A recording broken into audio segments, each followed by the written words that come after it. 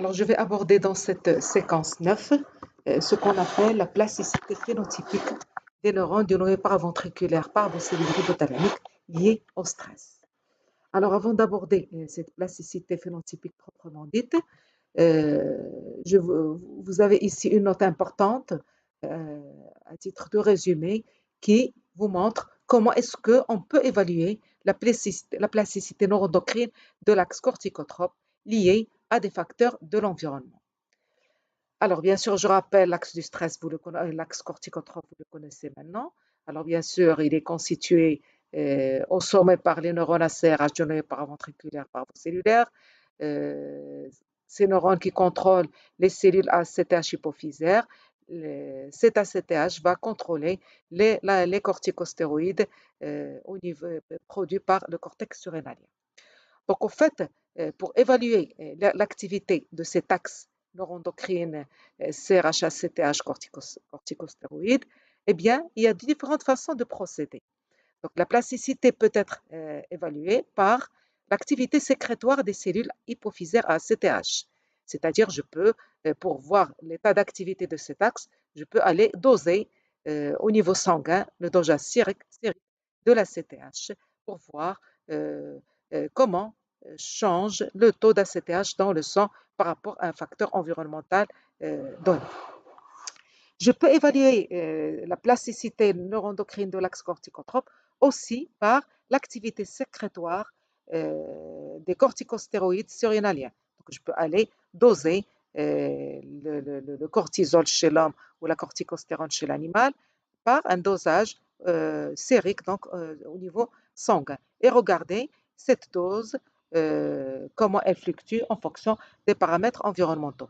D'ailleurs, vous avez déjà vu des exemples lorsqu'on a parlé de la plasticité de l'axe en fonction de facteurs environnementaux prévisibles et non prévisibles, et l'activité de cet axe a été abordée par les activités sécrétoires d'ACTH et de corticoïdes. Alors, cette plasticité neuroendocrine peut également être évaluée au niveau de l'activité des neurones ACRH, c'est-à-dire l'activité du facteur neuroendocrine qui est la CRH dans les neurones hypothalamiques du noyau paraventriculaire parabocellulaire. Comment est-ce qu'on peut évaluer l'activité de ce facteur dans différentes circonstances environnementales, par exemple suite à un stress? Eh bien, on peut aller étudier l'expression de la CRH au niveau du noyau par immunohistochimie. Ça va me donner une idée sur le taux d'expression du facteur neuroendocrine dans les neurones dans une circonstance expérimentale donnée. Je peux aussi aller étudier l'expression génique de la CRH. Et vous savez que l'expression génique d'une protéine, d'un peptide, peut être évaluée par la technique d'hybridation in situ que vous connaissez maintenant. Alors, je peux évaluer également l'activité neuroendocrine de ces neurones à CRH en évaluant le phénotype chimique de ces neurones à CRH. C'est-à-dire, je peux regarder le contenu chimique de ces neurones suite à un stress, suite à une variation d'un paramètre environnemental donné, et voir si, par exemple, le neurone ACRH contient que de la CRH ou il peut contenir d'autres neuropeptides, d'autres facteurs neuroendocrines qui peuvent être co-exprimés dans la CRH pour peut-être contrôler cet axe corticotrope. Donc, l'activité du facteur neuroendocrine CRH peut être évaluée par l'immunohistochimie de la CRH, utilisant des anticorps anti-CRH, ou bien en évaluant l'expression génique de la CRH, et ceci par hybridation in situ, en utilisant une sonde qui reconnaît le transcrit de la CRH. Je peux étudier plus largement le phénotype chimique de ces neurones, et ceci par les deux techniques toujours, par immunohistochimie et hybridation in situ, et on peut même les coupler pour voir éventuellement si le phénotype chimique de ces neurones ACRH change dans des différentes circonstances. Voilà. Donc, vous avez maintenant les différents procédés pour évaluer, pour mesurer la plasticité neuroendocrine de l'axe corticotrope. Il nous reste à voir justement cette plasticité phénotypique des neurones ACRH, c'est-à-dire voir si le phénotype chimique de ces neurones change après un stress, par exemple. Alors justement, donc à propos de cette plasticité phénotypique des neurones ACRH liée en particulier au stress, on a pu montrer que suite à un stress donné, eh bien, les neurones ACRH du noyau paraventriculaire parvocellulaire peuvent exprimer d'autres facteurs neuroendocrines, d'autres facteurs neuropeptidiques, ce qu'on appelle des neuropeptides accessoires. Alors, parmi ces neuropeptides accessoires, on peut trouver de la vasopressine, de la cholécystokinine, la CCK, la neurotensine ou de l'ocytocine. Donc, ça veut dire que suite à une situation stressante donnée, par exemple dans une situation où le l'axe est fortement sollicité par un stress important, eh bien sûr, la CRH va être activée pour activer l'axe corticotrope et libérer les glucocorticoïdes qui vont adapter l'organisme par rapport à ce stress qui peut être négatif et néfaste pour l'organisme. Mais en plus de la CRH, eh bien, d'autres facteurs neuroendocrines peuvent être co-exprimés dans ces neurones et pour contribuer justement à la régulation, au contrôle de l'activité de cet axe. Donc les neurones ACRH, on peut dire que les neurones ACRH sont capables d'exprimer en fonction des circonstances physiologiques ou pathologiques ou expérimentales d'autres neuropeptides dits accessoires. Alors comme exemple de neuropeptides accessoires, j'ai cité la vasopressine, l'ocytocine, la cholécystokinine ou la neurotensine. Alors ces neuropeptides accessoires justement peuvent être exprimés ou co-exprimés avec la CRH dans les neurones ACRH dans des situations, par exemple, de stress chronique ou aigu, et ils vont accompagner la CRH dans son action sur l'antéhypophyse pour, par exemple, amplifier, en fait, le terme savant, c'est potentialiser, donc pour augmenter, pour amplifier, potentialiser les effets de la CRH sur la sécrétion d'ACTH hypophysaire, et ceci dans des situations de forte stimulation, c'est-à-dire de forte sollicitation de l'axe corticotrope hypothalamo-hypophyso-surrénalien. Donc, je prends un exemple concret. Donc, suite à un fort stress, une situation par exemple de stress aigu ou de fort stress, eh bien, la CRH va être produite, elle va activer les cellules ACTH pour agir sur le cortex surrénalien. Avec la CRH, il va y avoir apparition d'autres neuropeptides, par exemple la vasopressine qui va être co-libérée avec la CRH au niveau du système vasculaire porte hypothalamo-hypophysaire, et elle va aussi aller stimuler les cellules, augmenter, donc amplifier l'action de la CRH au niveau de la cellule ACTH pour amplifier la production d'ACTH. Donc, vous voyez que le schéma de régulation de l'activité, contrôle de l'activité, il se complique par ces neuropeptides accessoires qu'on a pu démontrer assez récemment. Alors, je vais justement pour illustrer cette notion de plasticité phénotypique et de neuropeptides accessoires présents dans le neurone ACRH, je vais illustrer ça par l'exemple de la vasopressine. Donc, ce qui a été démontré pour la vasopressine a été démontré pour l'ocytocine, pour la neurotensine, la cholécystokinine. Donc là, je prends l'exemple pour vous illustrer comment on a démontré la vasopressine comme étant un neuropeptide accessoire. Donc, par immunohistochimie, on a pu démontrer la présence de la vasopressine dans les neurones du noyau paraventriculaire parvocellulaire. Voilà, donc ici vous avez la distribution des neurones à vasopressine dans le noyau paraventriculaire parvocellulaire.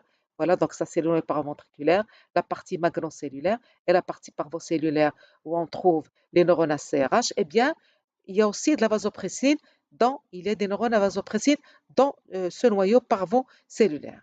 Donc, on a voulu voir s'il ne s'agit pas si la vasopressine est co-exprimée avec la CRH ou il s'agit de deux populations neuronales différentes, vasopressine et CRH. Donc, par double immunocytochimie, utilisant la technique d'élution dont j'ai déjà parlé, que vous connaissez maintenant. Donc, on a fait une première réaction sur des coupes d'hypothalamus de cerveau-drap sur une coupe, donc on a fait une immunoréaction vasopressine en utilisant des anticorps anti-vasopressine. Après, on a photographié la photo au niveau du noyau paraventriculaire. Vous avez ici le troisième ventricule, donc on est bien dans le parevent cellulaire. Il borde le troisième ventricule. Donc, on a fait une immunoréaction utilisant des anticorps anti-vasopressine. On a pris la photo. Puis, comme c'est la procédure d'élution, c'est-à-dire qu'on va effacer ce marquage lié au substrat de la peroxydase qui est le chloronaphthol, qui est, je répète encore une fois, il est soluble dans l'alcool, donc je peux l'enlever. Après, je fais une deuxième réaction avec des anticorps anti-CRH et je photographie la réaction. Et je compare les deux photos. Alors, qu'est-ce qu'on constate? Que, regardez là par exemple, j'ai un corps cellulaire qui est vasopressine immunoréactif. Ce même corps cellulaire, regardez, il est aussi CRH immunoréactif. Ça veut dire qu'il y a une colocalisation vasopressine CRH dans les neurones du noyau paraventriculaire parvocellulaire. Ou on parle de coexpression ou on parle de colocalisation. Donc, ils ont la même localisation dans les mêmes corps cellulaires. Alors, bien entendu, ça c'est un neurone, donc le neurone ACRH, il a le corps cellulaire dans le paraventriculaire et il a les terminaisons axoniques qui se projettent vers, ici vous reconnaissez l'éminence médiane, et en particulier la zone externe de l'éminence médiane. Et on avait dit que le prolongement axonique de ces neurones ACRH vont aller se concentrer autour des vaisseaux sanguins du système porte hypothalamo-hypophysaire qu'on trouve au niveau, c'est les vaisseaux sanguins ici, c'est le creux. Donc, et vous voyez, tout ce qui est loin autour, c'est les terminaisons axoniques ACRH qui viennent s'apposer au vaisseau sanguin pour produire, sécréter la CRH dans les vaisseaux sanguins. Donc, on a fait la même réaction immunohistochimique cette fois-ci au niveau de l'éminence médiane et on voit qu'on a, comme ici pointé par des flèches, les mêmes terminaisons axoniques qui sont vasopressines immunoréactives et qui sont aussi CRH immunoréactives. Donc, il y a bel et bien une coexpression vasopressine-CRH dans tout le neurone à CRH, aussi bien au niveau du corps cellulaire qu'au niveau de la terminaison axonique. Alors, si la vasopressine est présente avec la CRH dans le neurone, la CRH, je vous ai dit que, bien sûr, une coexpression soulève en fait une interaction fonctionnelle au sein de cette cellule, au sein de neurones. Ça veut dire qu'il y a probablement une interaction fonctionnelle. Alors, est-ce que c'est le cas? Alors, c'est ce qu'on a essayé de démontrer, par exemple, dans ce travail-là, qui est paru dans le Journal of Neuroendocrinology. Donc, ici, on s'est mis dans une situation de stress systémique qui est la surénalectomie. Et vous savez que la surénalectomie, on a déjà vu l'effet ou l'impact de la surénalectomie sur l'expression de la CRH, sur l'expression génique de la CRH. Et on a vu que lorsqu'on fait une ablation de la surrénale, c'est-à-dire on n'a plus de corticostéroïdes circulants, alors on va chez cet animal surénalectomisé faire une hybridation in situ utilisant une sonde qui reconnaît le transcrit de la CRH. Et donc, bien sûr, en utilisant une sonde radioactive, on fait une hybridation, on révèle la technique par autoradiographie et regardez comment le signal d'hybridation CRH apparaît dans le noyau paraventriculaire chez l'animal qui a subi la surénalectomie par rapport à l'animal contrôle. Donc, il y a une forte augmentation de l'expression génique de la CRH chez l'animal qui a été surénalectomisé. Et ceci, bien sûr, ça reflète la rétroaction négative dont on a parlé. Quand on enlève les glucocorticoïdes, ils n'exercent plus la rétroaction sur le noyau paraventriculaire, sur les neurones à CRH. Donc, la CRH, elle est activée et elle est fortement produite. Alors, ceci, bien sûr, a été quantifié. Alors, regardez le taux d'ARN messager CRH chez le contrôle et le taux d'ARN messager chez l'animal qui a été surénalectomisé. Donc, il y a une augmentation significative du taux du transcrit de la CRH chez l'animal surénalectomisé. Donc, bien sûr, la CRH, parce que c'est un contrôle pour ce qui va venir, pour montrer que la surénalectomie stimule l'expression de la CRH. Alors, voyons voir ce qu'il en est pour la vasopressine. Pour voir cette vasopressine qu'on a pu montrer présente dans les neurones ACRH, est-ce qu'elle joue aussi un rôle dans la réponse au stress? Alors, dans le même cas de stress, dans le cas de la surénalectomie, au lieu d'utiliser une sonde CRH, eh bien, on va utiliser une sonde vasopressine radioactive chez, sur les coupes d'hypothalamus de contrôle et de cerveau de rat surénalectomisé, ADXC surénalectomisé. Qu'est-ce qu'on constate? Si vous comparez les deux signaux, on voit que le signal d'hybridation, ici, il est plus fort chez le surénalectomisé par rapport au contrôle. Donc, il y a une plus forte expression génique de la vasopressine chez le surénalectomisé. Et ceci a été bien démontré, regardez, par la quantification de la densité optique donc de ce signal avec un logiciel sur ordinateur. Donc, il y a une forte expression génique de la vasopressine chez l'animal surénalectomisé à côté ou en plus de la CRH. Donc, vous voyez que la vasopressine aussi, elle bouge suite à la surénalectomie. Donc, ça veut dire que c'est un argument qui démontre que la vasopressine intervient aussi dans la réponse au stress et donc elle intervient dans la régulation de l'activité de l'axe corticotrope. Alors, un autre exemple de stress, cette fois-ci, on va prendre l'exemple d'un stress immunitaire. Vous savez ce que c'est qu'un stress immunitaire, c'est-à-dire on va on va activer le système immunitaire chez l'animal en injectant une toxine qu'on appelle le lipopolysaccharide. C'est une toxine qui va activer le système immunitaire, qui va activer donc les cellules du système immunitaire, les macrophages et les monocytes, qui vont produire des cytokines pro-inflammatoires comme l'interleukine 1, ces cytokines qui vont agir au niveau cérébral, en particulier au niveau du noyau paraventriculaire, pour stimuler la production, activer la CRH, laquelle va activer la production d'ACTH, laquelle va stimuler l'activation la production des glucocorticoïdes par le cortex surrénalien. Et bien entendu, ces glucocorticoïdes sont capables, bien sûr, de moduler la réponse immunitaire en freinant l'activité de ce système immunitaire. Donc là, on va se mettre dans une circonstance expérimentale où on va activer l'axe corticotrope en stimulant le système immunitaire par cette toxine.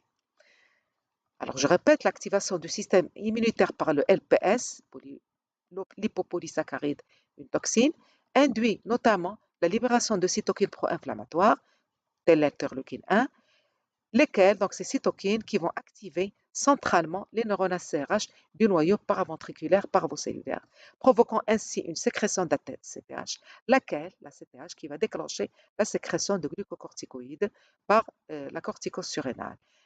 Ces glucocorticoïdes vont à leur tour moduler la réponse immunitaire. Alors, qu'est-ce qui se passe donc suite à l'induction d'un stress en activant le système immunitaire chez l'animal? On est allé voir, bien entendu, l'expression génique de la CRH dans le NPVP du rat. Alors, regardez ici, toujours c'est des autoradiogrammes issus d'hybridation in situ. Donc, c'est des signaux d'hybridation in situ. Alors, regardez ici chez le contrôle, le transcrit de la CRH chez le contrôle, et ici le transcrit de la CRH chez l'animal qui a subi un stress immunitaire. Donc, chez l'animal stressé. Qu'est-ce qu'on constate? Si on compare les deux photos, ici sur fond blanc, fond noir, et ici sur fond blanc, c'est la même chose. Donc, toujours est-il que chez le stressé, regardez, il y a une plus forte expression génique de la CRH parce qu'il y a un fort signal d'hybridation in situ. On voit une forte densité de grains donc de la sonde radioactive qu'on a fait agir sur les coupes d'hypothalamus. La même chose ici, regardez, vous avez un plus fort signal d'hybridation chez le stressé par le LPS comparativement au contrôle. Donc ça, c'est tout à fait normal puisqu'on a dit que le LPS stimule bien sûr l'axe neuroendocrine, eh bien, il va activer en particulier l'expression, l'activité des neurones ACRH du noyau paraventriculaire parvocellulaire. Alors, donc, on a détecté, comme je viens de vous le dire, par hybridation in situ, les ARN messagers de la CRH et il s'agit de micro-autoradiographie sur coupe. Donc là, c'est une micro-autoradiographie. Et la sonde, bien sûr, c'est une sonde parce que la sonde est une sonde radioactive. Alors, ce signal, il a été quantifié. Regardez ici la densité optique du signal chez le contrôle, et ici la densité optique du signal chez le stressé, et on a une augmentation significative du taux d'expression des ARN messagers de la CRH chez l'animal stressé. Il s'agit d'une expression significative pour vous voyez, parce que vous voyez ici une étoile. Donc on conclut qu'au niveau du noyau paraventriculaire parvocellulaire, le stress immunitaire stimule bel et bien l'expression génique de la CRH en augmentant le taux de ces ARN messagers. Voilà. Donc ça, c'était bien sûr prévisible. Il fallait faire ça. Pour faire quoi après? Pour voir ce qu'il en est pour les autres peptides. Les neuropeptides accessoires dont j'ai parlé, la CCK, la vasopressine, la neurotensine, etc. Donc on a fait la même chose, la même expérimentation, des hybridations in situ cette fois-ci, mais en détectant d'autres neuropeptides. Comme ici, on a détecté les ARN messagers de la CCK, de la cholécystokinine, dans le noyau paraventriculaire de rat contrôle. Ici, c'est le rat saline, c'est-à-dire l'animal qui a subi juste une injection de sérum salin, et l'animal qui a reçu une injection intrapéritonéale de lipopolysaccharide, donc injecté LPS. Et bien entendu, on a utilisé, comme pour la sonde CRH, la sonde CCK, une sonde radioactive. Et la détection, on l'a fait aussi par autoradiographie. Alors ici, vous voyez, donc si vous regardez le signal sur les autoradiogrammes, vous avez, regardez ici, l'expression, donc la densité du noir vous paraît plus importante ici par rapport au témoin, au contrôle. Ce signal a été quantifié, c'est ce que vous voyez sur les histogrammes. Donc ici, le taux d'ARN messager CCK chez le stressé LPS par rapport au contrôle, et on voit aussi une augmentation significative de l'expression génique de la CCK. Donc, comme pour la CRH, on peut conclure qu'au niveau du noyau paraventriculaire parvocellulaire, le stress immunitaire stimule l'expression génique de la CCK en plus de la CRH, qu'on a démontré tout à l'heure. Et d'ailleurs, on a démontré par immunohistochimie que la CCK est co-exprimée avec la CRH dans les mêmes neurones. Donc là, ça montre pourquoi la CCK est présente avec la CRH dans les mêmes neurones. C'est parce que aussi elle intervient, vous voyez, elle intervient dans le contrôle de la réponse au stress, puisque c'est une expression qui change. Donc, c'est une plasticité. C'est une plasticité type phénotypique, puisque vous voyez, ici, c'est une petite expression, ici, c'est une plus forte expression. Donc, ça veut dire que la CCK, justement, participe à la plasticité phénotypique des neurones ACRH chez le rat. Ça veut dire que dans une situation de stress, eh bien, la CCK va se co-exprimer avec la CRH pour contrôler l'activité de l'axe corticotrope. Donc, vous voyez que ça veut dire que le phénotype chimique de la cellule, du neurone, du NPV change en fonction suite à un stress. Alors, la même chose pour la neurotensine. Donc, on a fait la même expérience, mais cette fois-ci, on a détecté, toujours avec le LPS, il y a le groupe SALA et le groupe LPS, et on a fait une hybridation in situ détectant le transcrit de la neurotensine. Alors, regardez la neurotensine. Ici, c'est le témoin, le salin. Alors, est-ce que vous voyez, on ne voit pas d'expression génique, pratiquement pas d'expression de neurotensine dans le noyau paraventriculaire. Ici, vous voyez le troisième ventricule. D'accord? Alors que chez le LPS, regardez, la neurotensine s'exprime. Donc là, on voit des transcrits, la neurotensine, aussi bien sur fond blanc que sur fond noir. Alors, ça veut dire que suite au stress immunitaire, il y a eu bien sûr carrément apparition du transcrit de la neurotensine dans le noyau paraventriculaire parvocellulaire, chose qui n'existait pas chez le contrôle. Donc ça veut dire qu'il y a eu une induction d'expression. Tout à l'heure, c'était une augmentation, il y avait une expression à l'état contrôle qui a augmenté chez le stressé. Ici, il n'y a rien chez le contrôle, d'accord? Et par contre, il apparaît chez le stressé. Donc ça veut dire qu'au niveau du noyau paraventriculaire parvocellulaire, le stress immunitaire stimule, il induit l'expression génique de la neurotensine. Ça veut dire que la neurotensine, c'est aussi un autre neuropeptide qui va contrôler, qui va travailler, qui va interagir avec la CRH pour aller contrôler l'activité de l'axe corticotrope, par exemple en cas de forte activation de l'axe corticotrope. Alors justement, on a pu démontrer que cette neurotensine, elle peut apparaître, la neurotensine, elle peut apparaître dans les neurones ACRH. Alors, c'est ce qu'on a fait. On a fait une double hybridation in situ, donc on pouvait très bien faire une double immunohistochimie. Là, je vous donne un exemple où on peut faire aussi une double hybridation in situ pour voir s'il y a une colocalisation intraneuronale CRH neurotensine dans les neurones parvocellulaires du noyau paraventriculaire. Alors, on a détecté le transcrit de la neurotensine par une sonde radioactive, c'est-à-dire une sonde qui donne un marquage sous forme de grains, de petits points, les grains que vous voyez, c'est les grains qui représentent le transcrit de la neurotensine, ici à faible grossissement et ici à plus fort grossissement. L'ARN messager de la CRH a été détecté par contre avec une sonde froide, d'accord? Et on a regardé si la sonde froide et la sonde chaude sont co-exprimées dans les mêmes neurones chez le rat stressé. Alors, effectivement, donc si on regarde de près, alors à faible grossissement, on ne voit pas grand-chose. Mais si on passe au fort grossissement, alors surtout au niveau de ce cliché-là, alors vous voyez là, par exemple, un corps cellulaire qui concentre que les grains. Donc, c'est un corps cellulaire qui contient donc le transcrit de la neurotensine. Ce corps cellulaire, il est uniquement à neurotensine. Il y a un autre neurone qui concentre la sonde froide, c'est-à-dire le précipité du marquage. Ça, c'est bien sûr la sonde froide, c'est le transcrit de la CRH. Donc là, j'ai un marquage séparé froid, CRH, un marquage séparé neurotensine chaud, les grains. Par contre, dans certains neurones, dans certains corps cellulaires, on voit la superposition des deux marquages. J'ai le précipité qu'on voit en bas, qui est diffus, le noir diffus, et puis vous avez une accumulation de grains par-dessus. D'accord? Vous voyez ici, par exemple, là aussi, vous avez un double marquage des deux sondes, donc le double marquage d'hybridation in situ, qui montre qu'il y a une colocalisation des deux neuropeptides, des deux facteurs neuroendocrines chez le rat stressé. Ça veut dire donc dans la situation de stress, eh bien, des neurones à CRH vont commencer à produire aussi de la neurotensine, cette neurotensine qui va contribuer à la régulation de l'activité de l'axe corticotrope. Donc, on peut dire que la neurotensine participe à la plasticité phénotypique des neurones à CRH chez le rat, puisque, vous voyez, dans une situation de stress, eh bien, le phénotype chimique du neurone à CRH peut changer, puisqu'il y a non seulement de la CRH dans le neurone, mais il y a un autre neuropeptide qui apparaît, la neurotensine, dans le même neurone.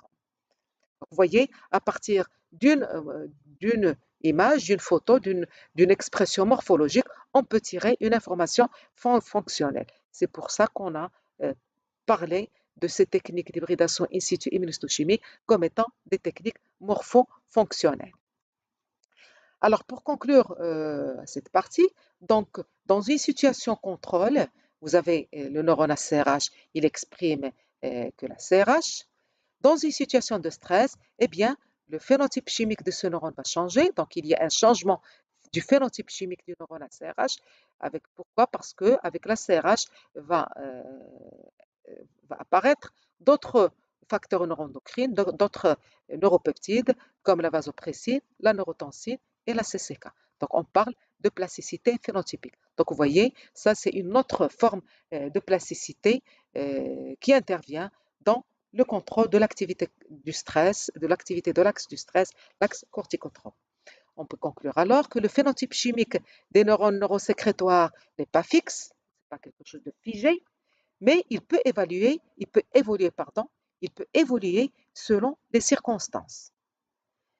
Et les neurones à CRH, justement, reflètent bien cette formidable capacité qu'ont les neurones en général, ça reflète la capacité qu'ont les neurones en général à exprimer une variété importante d'autres neuropeptides, dont l'expression, bien sûr, dépend des conditions expérimentales.